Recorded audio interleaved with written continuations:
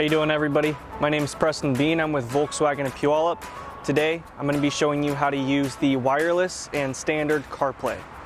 So to start off with, you just go to your Bluetooth devices and look for the matching Bluetooth code, and something's going to pop up on your screen here, and you just select yes, and then on your phone you hit pair.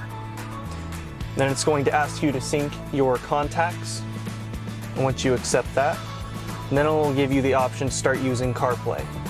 Now it takes just a second to load up, but once it loads up, everything's up here, and then you're able to go to your Maps, to your Spotify, to your iTunes, whatever you so choose. So for the traditional way, all you're going to do is make sure that you have a USB device plugged into your vehicle here, and then all you're going to do is plug it straight into your phone, and the CarPlay option is going to pop straight up and you'll be able to connect that immediately. Alright guys, that's how you connect your CarPlay both wirelessly and traditionally. Now if you felt that this video was informative to you, go ahead, feel free to check out our other videos. Like and subscribe.